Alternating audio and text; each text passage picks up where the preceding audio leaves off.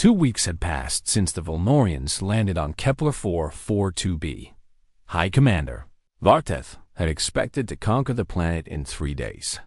Instead, he was trapped in a nightmare that grew worse with every passing hour. The main fleet had finally arrived, 300 warships filling the sky like angry gods. They had spent 5 days clearing enough mines to create safe approach lanes. They had lost 23 more ships in the process, destroyed by weapons they could barely see. But eventually, they had reached the planet. Eventually, they had begun landing troops by the thousands. And that was when the real horror began. General Katie Morrison had studied human military history since she was a child. She knew about the great battles, the famous victories, the legendary commanders. But the lessons she valued most came from the smaller wars, the guerrilla campaigns, the times when ordinary people had fought against impossible odds and won through sheer stubborn refusal to give up. She had trained her soldiers in these lessons, and now they were putting them into practice. The Volnorians expected the humans to form defensive lines. They expected traditional combat, army against army. Instead, they found ghosts. Human soldiers appeared from nowhere, struck hard, and vanished before the Volnorians could respond. They attacked supply convoys in the dead of night. They planted explosives on parked vehicles. They shot officers from hidden positions a mile away. Colonel Danny Webb led one of these strike teams. He and his soldiers had been moving through the mountains for 3 days, living on emergency rations and sleeping in caves. They were tired, dirty, and hungry. But they were also very, very effective. "Target approaching," whispered Sergeant Amy Parker, looking through her scope. "Supply column, 12 vehicles. Light escort." Webb lay beside her in the rocks, studying the road below. The Volnorian supply convoy was moving slowly, following the winding mountain path. They had armored vehicles at the front and rear, but the middle trucks were soft targets, carrying food and ammunition for the troops in the valley. "Wait for my signal," Webb said quietly. They waited. The convoy came closer. The Volnorian soldiers looked bored, unaware of the danger hiding in the rocks above them. They had grown careless over the past 2 weeks, frustrated by an enemy they could not find. Now, Webb said, "The first rocket hit the lead vehicle, turning it into a fireball that blocked the road. The second rocket destroyed the rear guard. The convoy was trapped. Human soldiers emerged from the rocks on both sides, firing down at the helpless Volnorians. It was over in less than a minute. The supply trucks burned, their cargo destroyed. The escort lay dead on the road. "Move out," Webb ordered. "We have 3 minutes before their air support arrives." The team vanished into the mountains, leaving nothing behind but fire and bodies. This was happening all over the planet. Every day, human teams struck at Volnorian positions. Every night, explosions echoed through enemy camps. Volnorian commanders were found dead in their quarters, killed by assassins who came and went like smoke. Communication equipment was sabotaged. Water supplies were poisoned. Nothing was safe. High Commander Verteth stood in his command center, staring at the map of the planet. Red marks showed where his forces had been attacked in the past 24 hours. There were so many marks that they nearly covered the entire map. "We have lost 4,000 soldiers this week," Kethel reported. "Supplies are running low because we cannot protect our convoys. Morale is collapsing. The troops are afraid to sleep because they do not know if they will wake up. Then we must crush them," Verteth said. "We must find their bases and destroy them. We have the numbers. We have the firepower. Use it. We have tried, High Commander. But every time we advance on a position, they are gone before we arrive. They do not stay and fight. They run and then they attack us from behind. It is like fighting shadows." Verteth slammed his fist against the console. This is not war. This is cowardice. They hide and strike and run away like animals. Kethel hesitated before speaking. Perhaps, High Commander, perhaps that is the point. Perhaps they know they cannot defeat us in open battle, so they have chosen a different kind of war. One where our strength does not matter. Varteth was silent. He was beginning to understand something terrible. The humans were not trying to win. They were trying to make winning cost so much that the victory became meaningless. Far above the planet, Admiral Chris Palmer watched and waited. His fleet was still hidden in the asteroid belt, powered down, invisible. He had been tracking the Velnorian fleet movements for 2 weeks, watching them spread out to support the ground invasion. The enemy ships were no longer in tight formation. They were scattered across orbit, trying to cover too much space with too few vessels. The moment he had been waiting for had finally arrived. All ships, he said calmly, begin power-up sequence. We attack in 15 minutes. Across the asteroid belt, 84 human ships came alive. Their engines glowed blue in the darkness. Their weapon systems hummed with deadly energy. Crews who had been waiting for 2 weeks finally had something to do. Captain Megan Cole stood on the bridge of her destroyer, the Swift Arrow. She was nervous, excited, and determined. This was what she had trained for her entire life. All stations report ready, her first officer said. Good, Cole replied. Remember our orders. Fast and aggressive. We hit them hard, cause as much damage as possible, and do not let them regroup. This is not a battle of attrition. This is a knife fight in the dark. The fleet moved out of the asteroid belt in perfect coordination. They came from an unexpected angle, appearing on Velnorian sensors only moments before they were in weapons range. Admiral Palmer's voice came over the fleet communication system. All ships, engage. Make them remember this day. The human fleet struck like a hammer.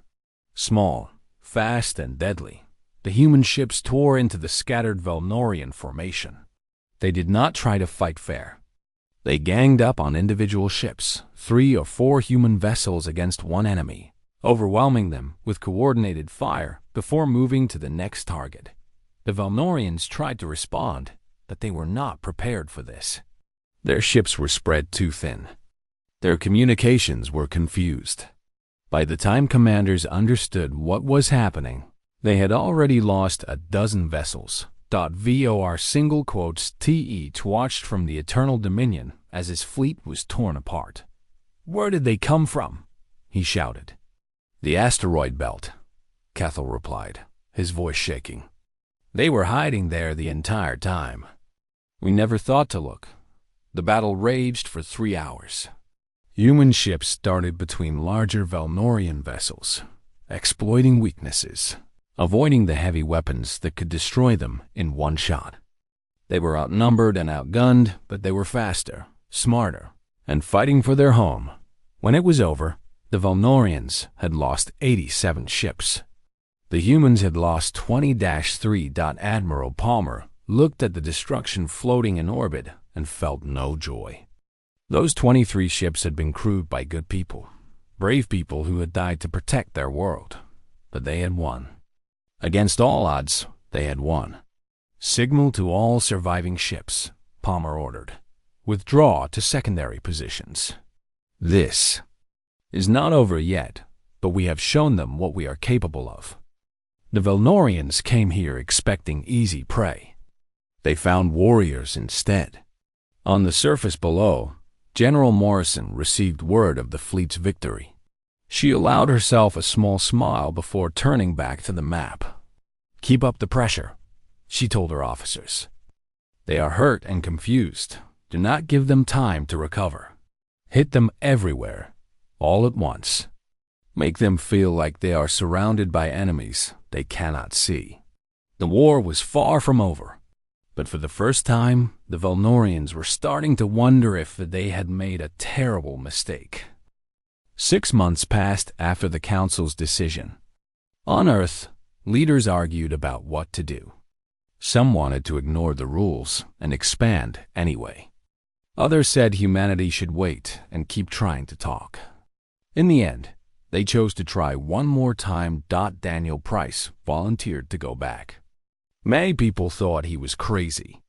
The council had treated him badly and rejected everything he believed in. But Daniel still had hope. He still believed that somewhere in the council, there were reasonable people who might listen. This time, he brought only one person with him. Lieutenant Commander Amy Novak came as his communications officer. They traveled in a small ship with no weapons, following every rule perfectly. They sent messages on every channel saying they came in peace. The council agreed to meet them, but not in the big chamber. Instead, Daniel would talk to a small group who would then tell the full council what they thought. "It is something," Daniel told Amy as their ship landed. "It is a chance." The small group had 5 members. 2 Karath, 1 Moravian, 1 Vrix, and a small furry creature from a species called the Talani. They met in a plain room with no windows, far from the grand halls of power. Daniel made his argument again. He talked about fairness. He said humanity was being punished for things they had not done. He said the rules were based on fear, not facts. The council members listened without speaking. When Daniel finished, the senior Kareth, a female named Valkyra, spoke. "Commander Price, you talk about fairness. But fairness must serve the whole galaxy, not just one species. Your history shows what humans can do. You fought wars against your own kind. You destroyed your own planet's nature. Why should we believe you have changed?" "Because we have changed," Daniel said. "The same people who once made war have now united under one government. We work together. We protect our world. We can do the same for the galaxy. Can you?" Valkyra's eyes narrowed. "Or have you simply run out of enemies at home and now want to find new ones among the stars?" The argument went on for hours. Nothing Daniel said seemed to matter. The council members had already made up their minds. But Daniel kept trying, because giving up meant accepting that humanity would be prisoners forever. Then the Talani representative, a soft-spoken male named Keth, raised his small hand. "Maybe we can find a middle way. What if humanity accepted watchers? Council observers in your space who can see that you are not building weapons or planning attacks. If you have nothing to hide, this should be acceptable." Daniel paused. He knew Earth would not like having aliens watching everything they did. But maybe this was the only door that would open. "I would need to ask my government," he said carefully. "But I am willing to bring this idea to them." Valkyra made an angry sound. "There will be no discussion. The council does not negotiate with lower species." "Then why are we here?" Daniel asked, his patience finally breaking. "Why have this meeting if you never plan to listen?" The room went quiet. Valkyra stood slowly from her seat. Her scales changed to colors that Daniel's translator could not explain. "You are here because the council wanted to test you, to see if humanity could accept its place in the natural order. You have shown that you cannot." She waved her hand at the guards standing by the door. They were Kara soldiers in heavy armor. "What is happening?" Amy demanded, moving closer to Daniel. "Commander Price," Valkyra continued, "you are charged with trying to start a rebellion against the Galactic Council. The punishment is death. This is madness." Daniel shouted, "I came here with diplomatic protection. I have done nothing but speak for my people." "Your people are a disease," Valkyra spat, "and you are a symptom. The Council will show the galaxy what happens to species that do not know their place." The guards moved forward. Daniel saw Amy reaching for the small weapon at her side, but he grabbed her arm. "Do not fight them. Get back to the ship. Get back to Earth. I will not leave you. That is an order." He looked into her eyes, willing her to understand. "Someone has to tell them what happened here. Someone has to warn them. The guards grabbed Daniel. He did not fight. He watched as two soldiers pushed Amy toward the hallway. Her screams echoed off the walls as they dragged her away. The last thing Daniel saw before they took him was Keth.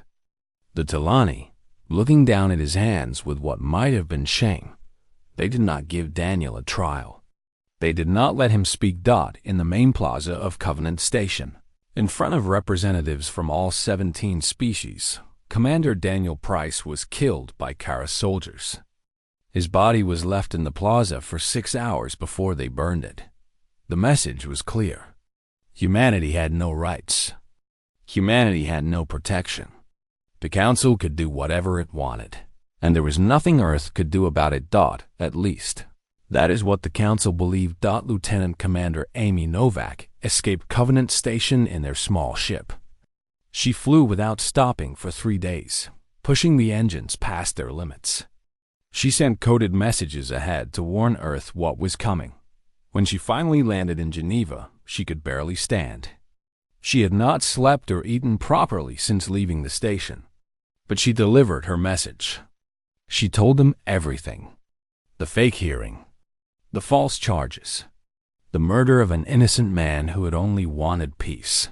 President Laura Bishop received the news in a dark room surrounded by her advisors.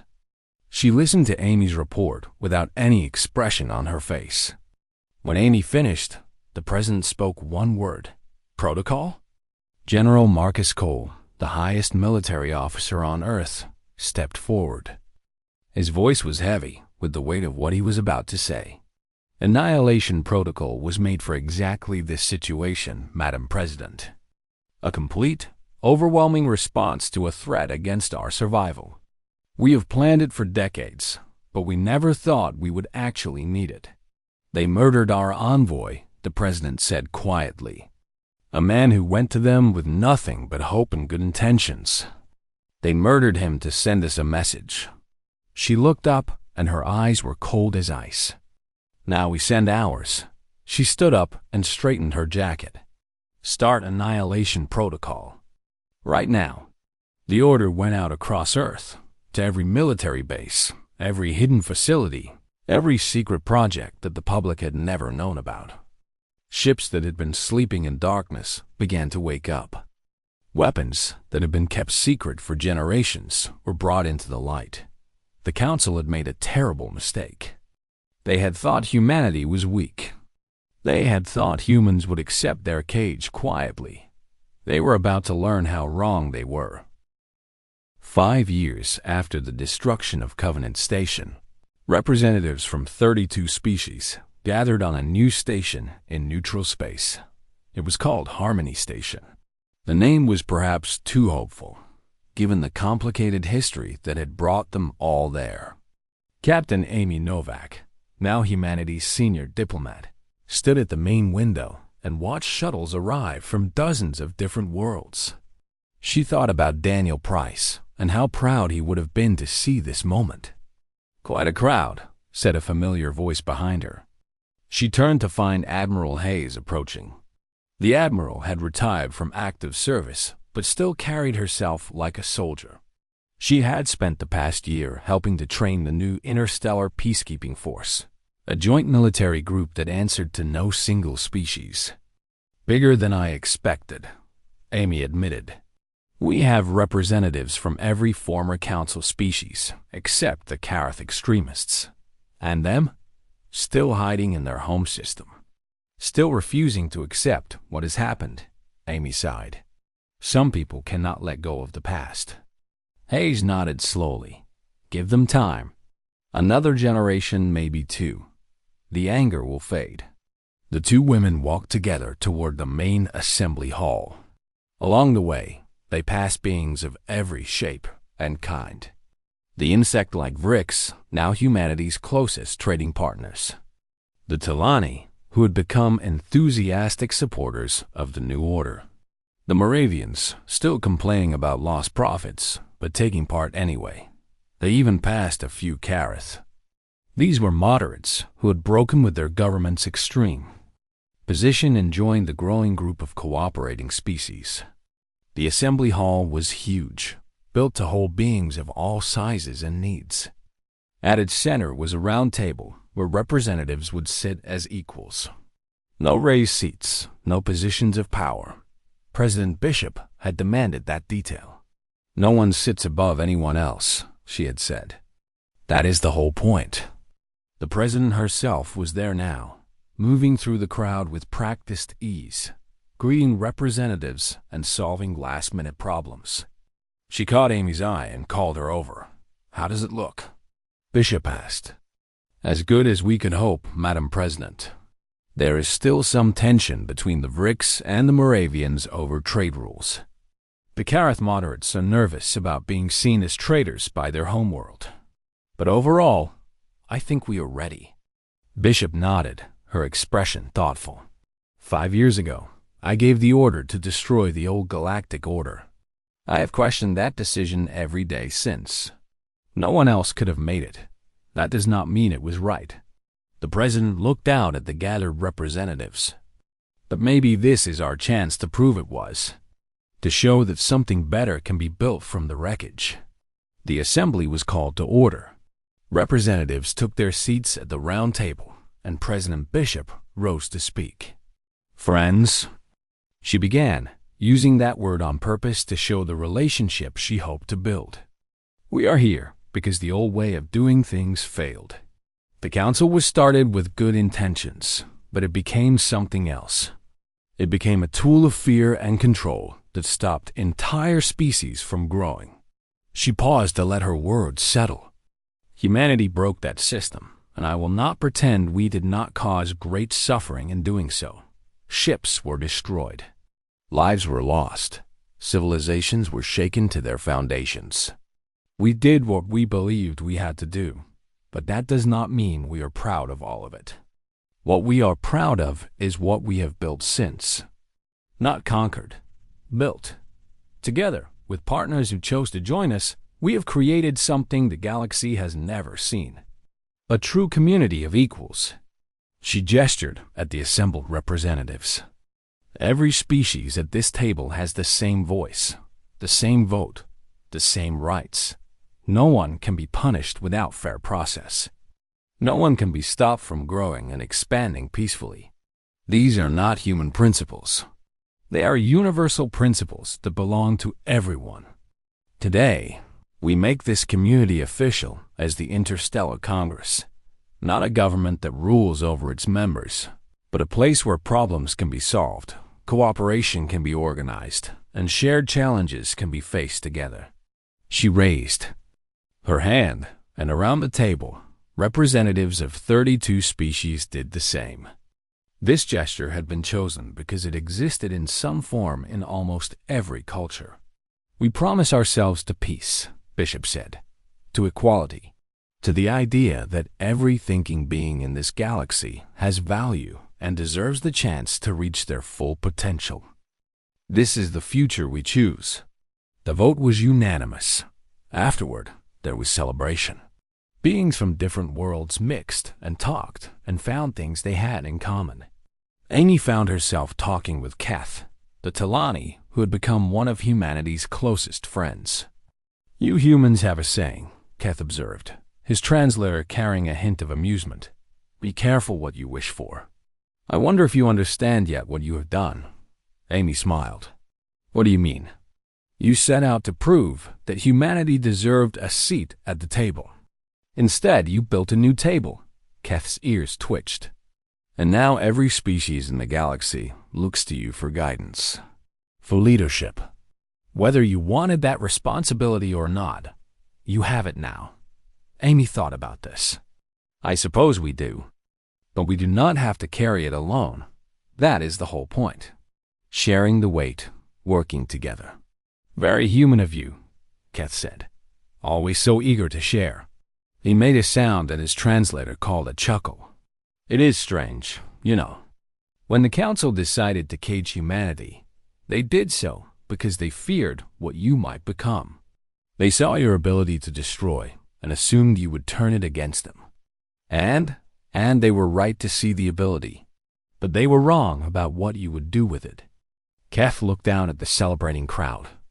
You could have crushed us all, become the new masters of the galaxy. Instead, you chose this. Amy followed his gaze. Across the hall, she saw humans laughing with Rick's traders, discussing ideas with Moravian money experts, sharing drinks with Kareth moderates who had taken a big risk by coming here. Maybe that is the real lesson, she said quietly. It is not about what you can do. It is about what you choose to do with that power. Kef made that chuckling sound again. Very human indeed. The celebration went on late into the station's artificial night. But Amy slipped away eventually, finding her way back to the main window. She stood there alone, looking out at the stars. The same stars that Daniel Price had looked at with such hope so many years ago. We did it, Daniel, she whispered. Not the way you would have wanted, but we did it. We found our place among the stars. The universe did not answer. It never did. But somewhere out there on hundreds of worlds, beings of every kind were looking up at those same stars with something they had never felt before. Hope. Hope that the future might be better than the past. Hope that working together could beat fighting. Hope that the galaxy's darkest days were finally over. It was not the ending anyone had expected. But it was, perhaps, the ending the galaxy had always needed. And for humanity, the young species that had been told to know their place, it was just the beginning. The galaxy had made a mistake about humanity. The council looked at the numbers and felt safe. Humanity had been traveling through space for only 200 years. The youngest council species had been doing it for 3,000 years.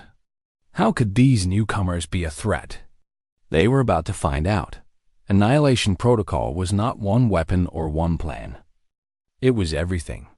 Every secret project, every hidden technology, every backup plan that humanity had made since first meeting alien life. It was what happened when a species that had survived ice ages and plagues and wars against itself decided to prepare for the worst thought within one day of Daniel's murder. The human military began to move. But this was not the military that the council had seen and laughed at.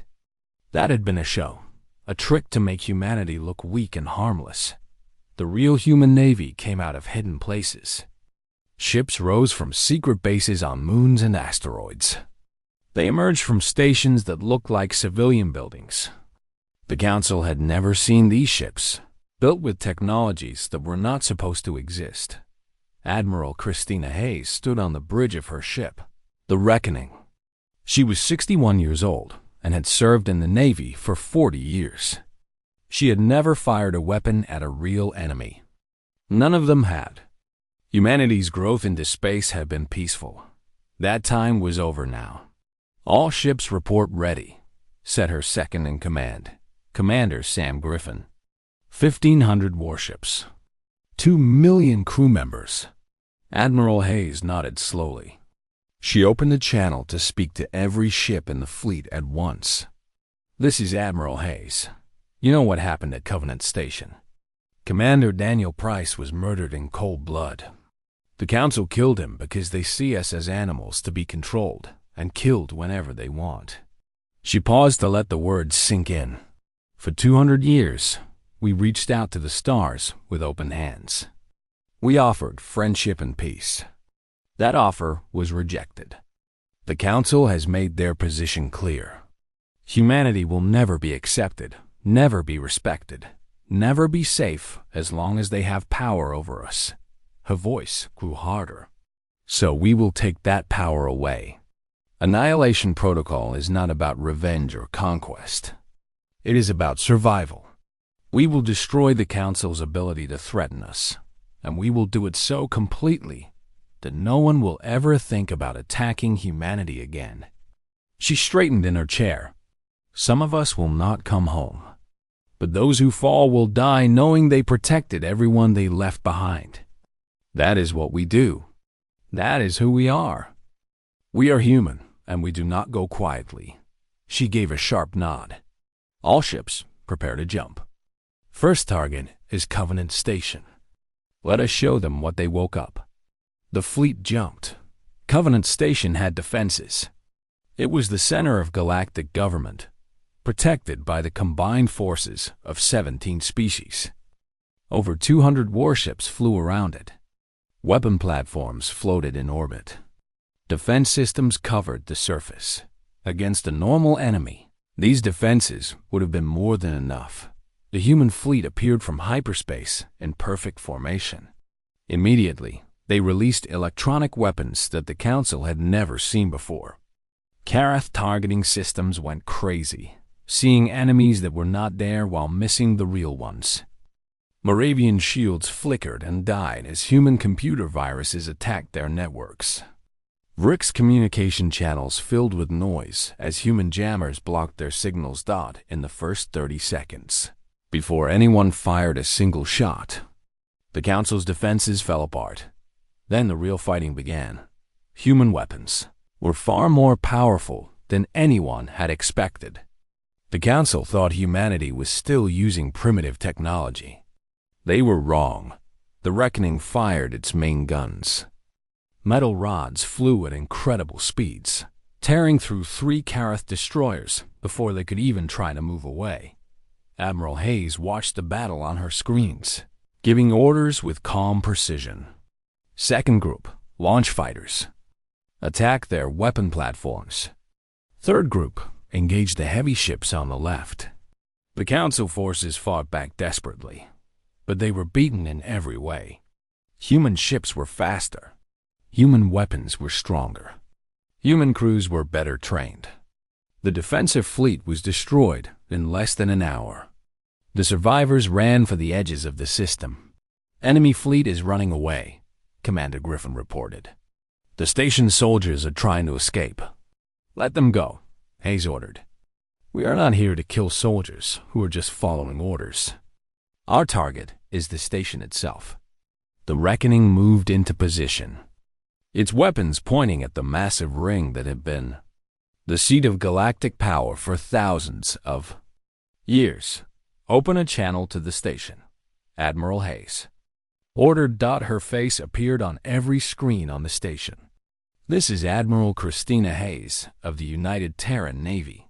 You have 15 minutes to get everyone off the station. Anyone who wants to leave can go without being harmed. After 15 minutes, we will fire. There will be no second warning. She ended the transmission. The next 15 minutes were chaos. Shuttles and escape pods launched from every part of the station. Diplomats, workers, and civilians fled the destruction they knew was coming.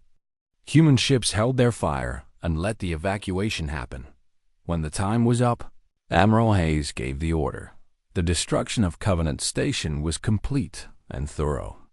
The Reckoning and its sister ships reduced the ancient station to pieces, erasing the symbol of Council authority from existence. But this was only the beginning. Over the next 6 weeks, the human Navy carried out the rest of Annihilation Protocol. They did not invade planets or occupy enemy territory. Instead, they struck at things the Council needed to fight. Shipyards where new warships were built. Fuel stations where ships refilled. Communication networks that let the Council coordinate. Military bases scattered across the galaxy. Each strike was careful and precise. Destroy the military targets. Leave the civilians alone. The Karath homeworld watched helplessly as their orbital defenses were destroyed. The Moravian banking networks went dark as human hackers took them over. Rick's trade routes became impossible to travel as human forces destroyed the beacons that ships needed for navigation. Species that had never lost a war found themselves facing an enemy they could not beat. The Council had more ships than humanity, but numbers meant nothing when you could not communicate, could not coordinate, could not even find your enemy. And humanity was not just fighting with ships and weapons.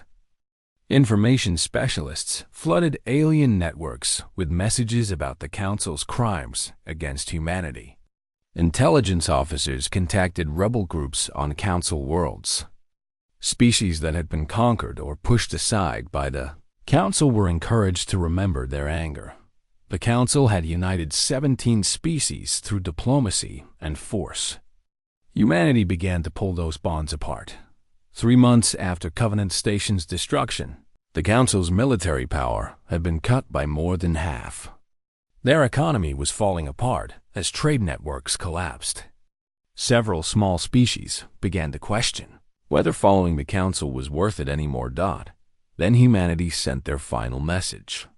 A single human ship with no weapons jumped into space above Carath Prime, the homeworld of the species that had led the campaign against humanity. It broadcast on every channel, in every language. President Laura Bishop spoke to the galaxy.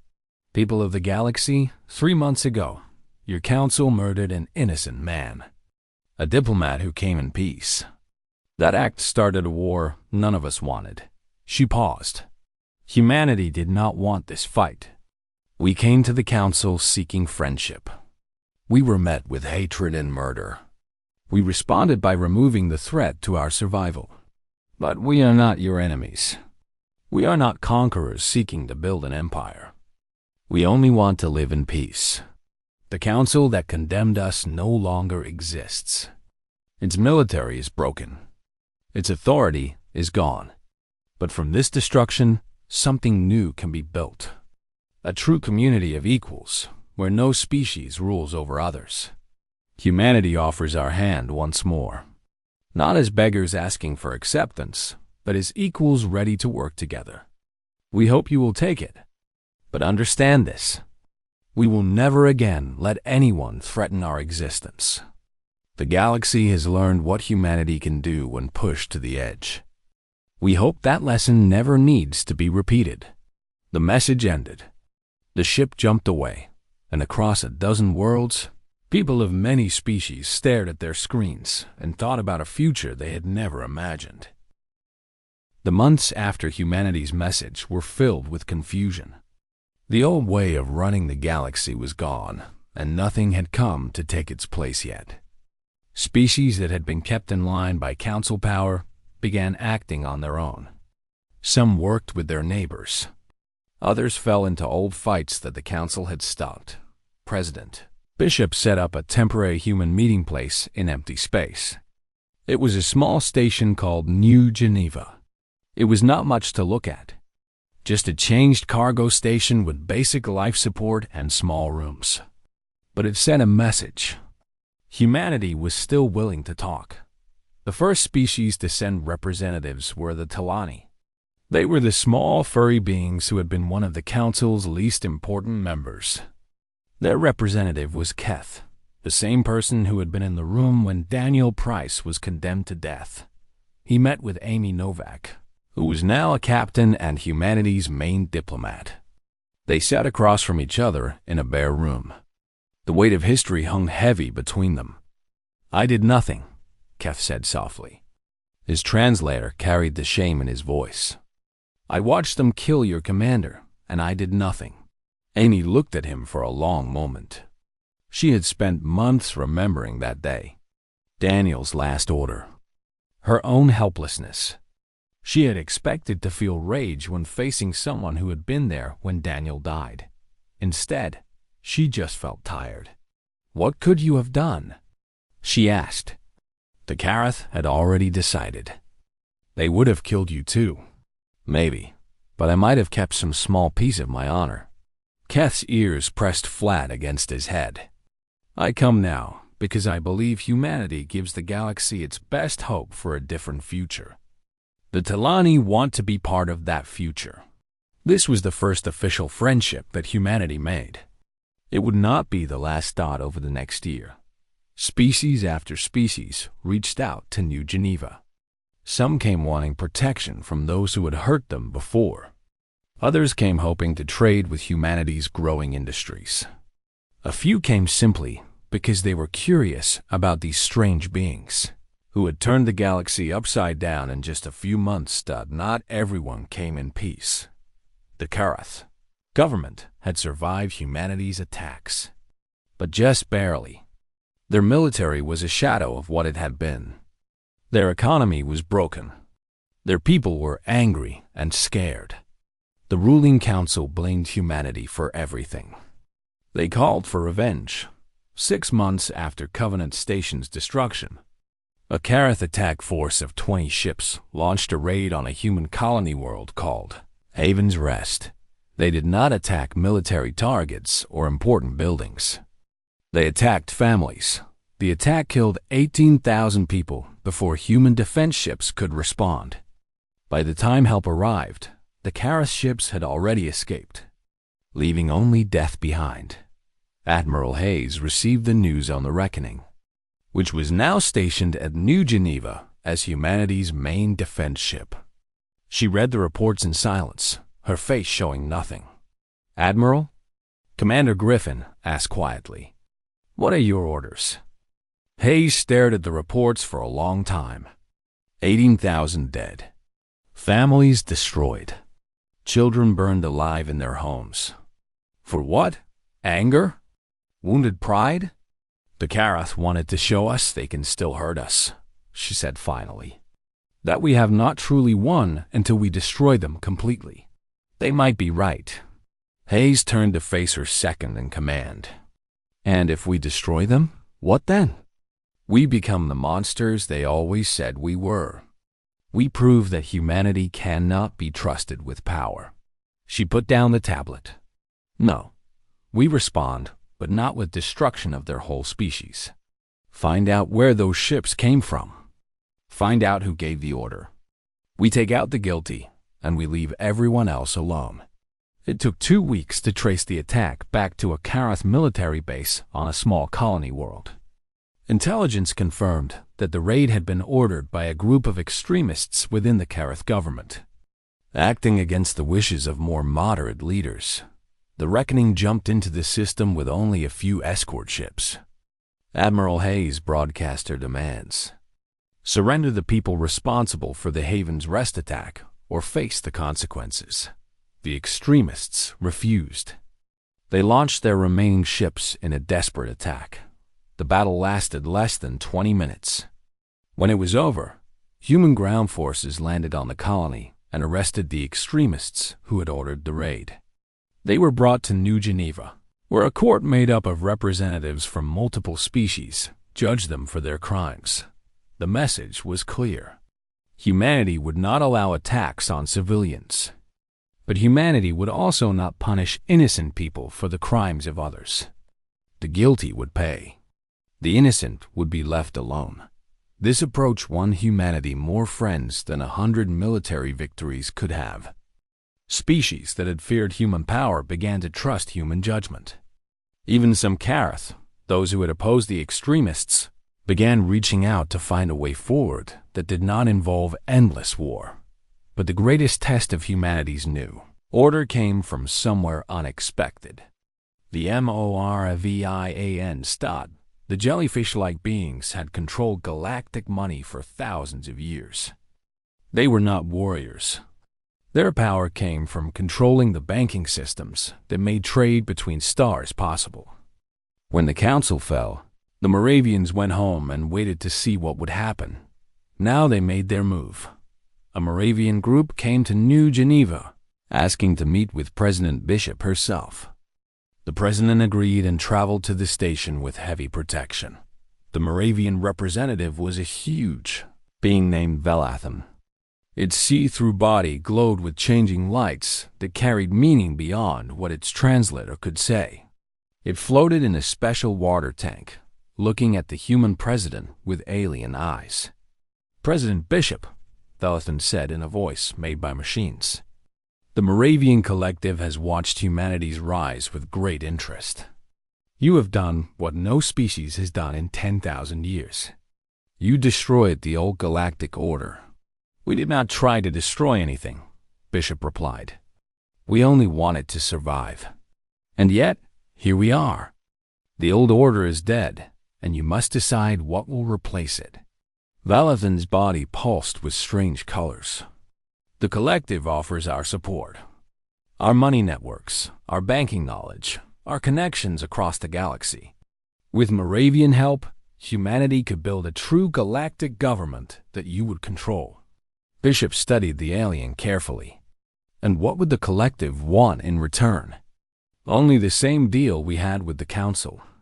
A share of all trade money, control over financial matters, certain protections for Moravian interests. In other words, you want to change masters. Replace the council with humanity and keep everything else the same. Valathan's body rippled. You say that like it is something bad. The council understood what we offered. Surely humanity, with all your famous practical thinking, can see the value too. President Bishop was quiet for a long moment. She thought about the years of struggle, the lives lost, the principles that had guided humanity through its darkest times. She thought about Daniel Price, killed because he believed in a better way. No, she said finally. Thank you for your offer, but no. Valathan's colors showed surprise. You refuse. Do you understand what you are turning down? Without Moravian support, building a new galactic order will be much harder. I understand. Bishop leaned forward. What you are offering is exactly what we fought against when we refused the Council's rules. You want us to become what we destroyed. A power that controls others through money instead of military force. That is not the future we are building. Then what future are you building? One based on real equality. We will not be anyone's masters, and we will not let anyone else be masters either. She stood. Humanity does not want to rule the galaxy. We just want to live in it peacefully, alongside everyone else. Valathan was silent for a long time. You are either very wise or very foolish, it said finally. Time will tell which. The collective will be watching. The Moravians left. Over the following months, they slowly accepted the new reality. Their monopoly on galactic money broke apart as human economists helped other species build their own banking systems. It was not easy, and it was not quick. But piece by piece, a new order began to form.